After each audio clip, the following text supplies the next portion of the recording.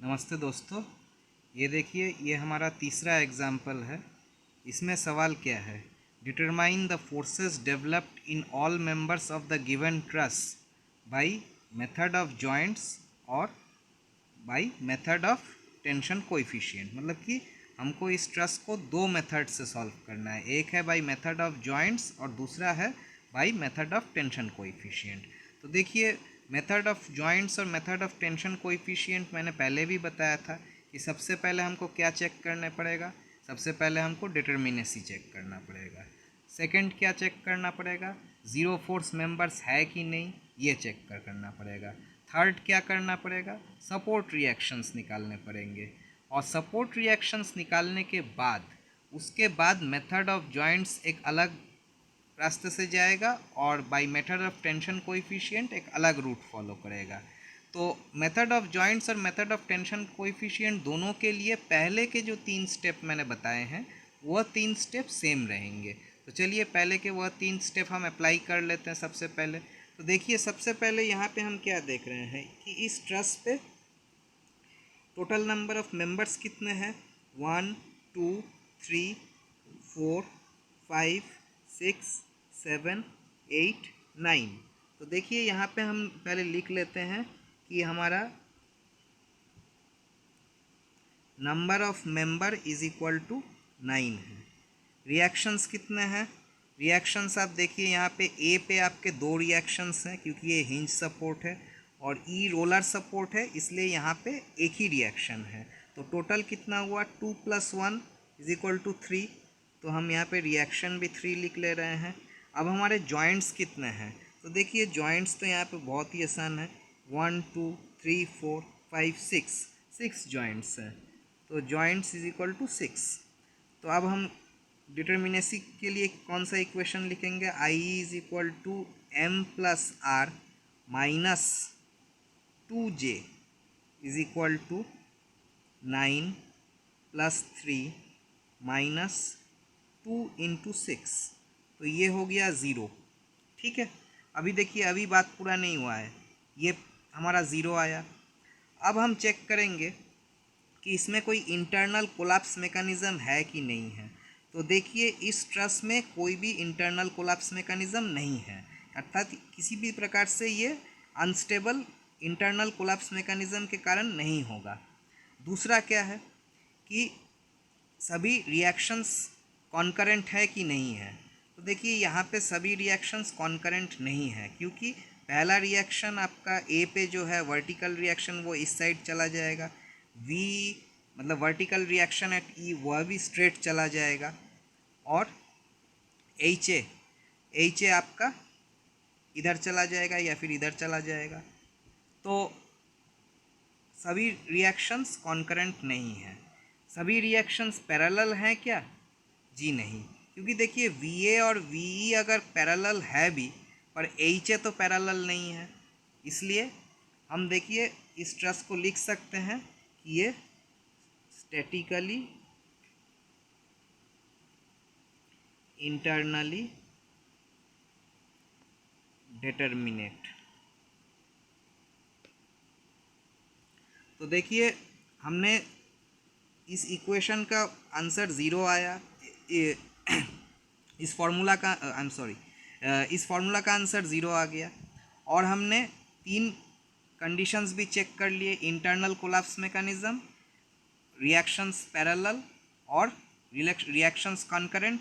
उत्तर आया नो, इसलिए हमने लिख दिया स्टैटिकली इंटरनली डिटर्मिनेट। अब हमारा दूसरा क्या पार्ट आता है? दूसरा पार्ट आता है कि कोई ज़ीरो फोर्स मेंबर है कि नहीं है। तो देखिए, ज़ीरो फोर्स मेंबर्स के लिए मैंने जो नियम बताए थे पहले के वीडियोस में, एक सबसे पहले एक वीडियो बनाया था कि मेथड आप ज़ीरो फोर्स मेंबर्स ट्रस में कैसे निकाल सकते हैं। तो देखिए, यहाँ पे कोई भी ज़ीरो फोर्स मेंबर्स नहीं आ रहा है, तो यहाँ पे हम नन लिख देते हैं।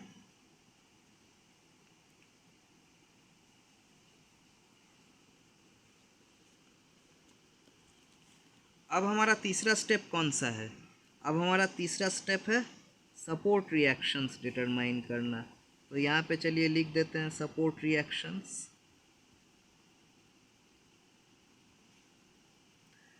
तो सपोर्ट रिएक्शंस में हम सबसे पहले moment equilibrium at A is equal to zero ये ले लेते हैं। क्यों लेंगे?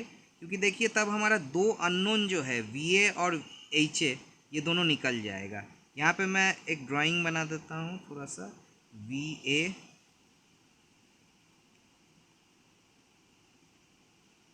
एच ए और यहाँ पे V E.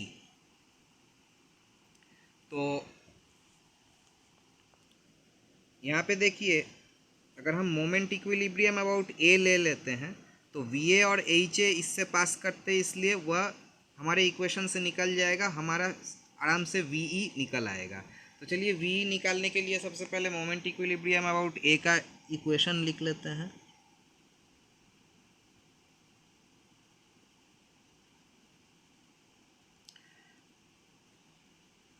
Hundred into 4 plus 80 into 8, 4 plus 4 8 plus 40 into 3 minus V E into 8 is equal to zero. तो ये हमारा मोमेंट इक्विलिब्रियम इक्वेशन हो गया। तो इससे हम v का वैल्यू आराम से निकाल लेंगे। तो ये v कितना आ गया, v is equal to 100 into 4, v हम इधर ले लेते हैं तो ये हो जाएगा 100 into 4 400 plus 640 plus 40 into 3 120 divided by 8। तो इससे देखिए हमारा v का आंसर कितना आ गया, v is equal to 145 kilonewton. ये मैंने कैलकुलेटर पे कर लिया है, ठीक है, इसीलिए मैं पहले आपको बता दे रहा हूँ कि ये 145 किलो न्यूटन आ जाएगा, ठीक है। अब v का वैल्यू निकल गया। अब देखिए अब हम वर्टिकल इक्विलिब्रियम का इक्वेशन लगाएंगे। तो वर्टिकली हमारे कौन कौन से फोर्सेस हैं, ये देखिए वी ए है, वी ई है, 80 kilo Newton down side, 100 kilo Newton down side और 80 kilo Newton down side. 40 kilo Newton horizontal है, इसलिए ये फोर्स वर्टिकल इक्विलिब्रियम में नहीं आएगा, ठीक है। तो चलिए लिख लेते हैं वर्टिकल इक्विलिब्रियम का equation, sigma F Y is equal to zero. तो क्या क्या है, -80 -100 -80 plus V A plus V E. तो वी ई का वैल्यू देखिए हमको पता है प्लस 145 लिख दिए इज इक्वल टू ज़ीरो। तो इसका मतलब क्या हुआ कि V A is equal to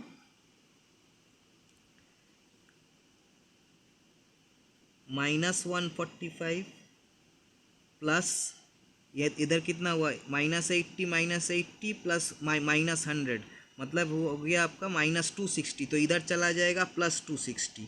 तो इसका आंसर कितना हुआ, इसका आंसर हुआ आपका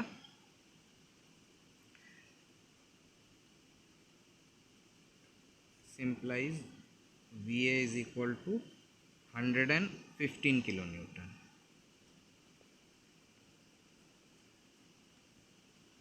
तो हमारा वी ए का वैल्यू भी निकल गया और वी ई का वैल्यू भी पिछले बार निकल गया। अब हमारा एच ए खाली बाकी है। तो एच ए के लिए हम हॉरिजॉन्टल इक्विलिब्रियम का इक्वेशन लिखेंगे, sigma F X is equal to zero. तो देखिए हमने एच ए को नेगेटिव डायरेक्शन में लिया है, तो हम सबसे पहले लिख लेंगे, यहाँ पे मैं लिख देता हूँ, ठीक है, -HA प्लस एक ही है 40 kilo Newton plus 40 kilo Newton, क्योंकि राइट हैंड साइड में पॉइंट कर रहा है। राइट हैंड को हम पॉजिटिव लेते हैं और लेफ्ट हैंड साइड को हम नेगेटिव लेते हैं, ठीक है। तो +40 इज इक्वल टू ज़ीरो। तो इसका आंसर क्या होगा, HA is equal to 40 kilonewton. तो देखिए हमारे तीनों सपोर्ट रिएक्शंस के वैल्यू हमारे निकल चुके हैं। तो चलिए हम उनको लिख देते हैं यहाँ पे। ये एक्चुअली आप जब लिखेंगे ना तो एक अलग से डायग्राम बना लीजिए। चलिए मैं आपको बना ही देता हूँ यहाँ पे। तो देखिए हमेशा जब भी ऐसे रिएक्शंस लिखेंगे तो इस डायग्राम को फिर से एक बार ड्रॉ कर लेते हैं। ये फ्री बॉडी डायग्राम एक बना लेते हैं।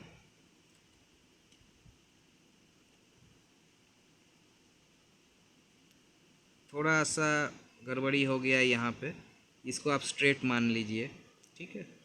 तो देखिए हमारा वी ए कितना आया, वी ए आया आपका 115 किलो न्यूटन। एच ए कितना आया 40 किलो न्यूटन। और वी ई कितना आया 145 किलो न्यूटन, ठीक है। अब हम इस पे जो एक्सटर्नल फोर्सेस हैं उनको भी मार्क कर देते हैं। 80 kilo Newton, 100 kilo Newton, 80 kilo Newton और 40 किलो न्यूटन। अब हम इसको डायग्राम को मार्क भी कर लेते हैं। A B C D E F, ठीक है। और यहाँ से यहाँ तक का डिस्टेंस है 4 मीटर, यहाँ से यहाँ तक का डिस्टेंस है 4 मीटर, और ये जो हाइट है ये हाइट है 3 मीटर, ठीक है। अब देखिए ये डायगोनल्स के लेंथ कितने हैं, यहाँ पे थोड़ा आप देख लीजिए।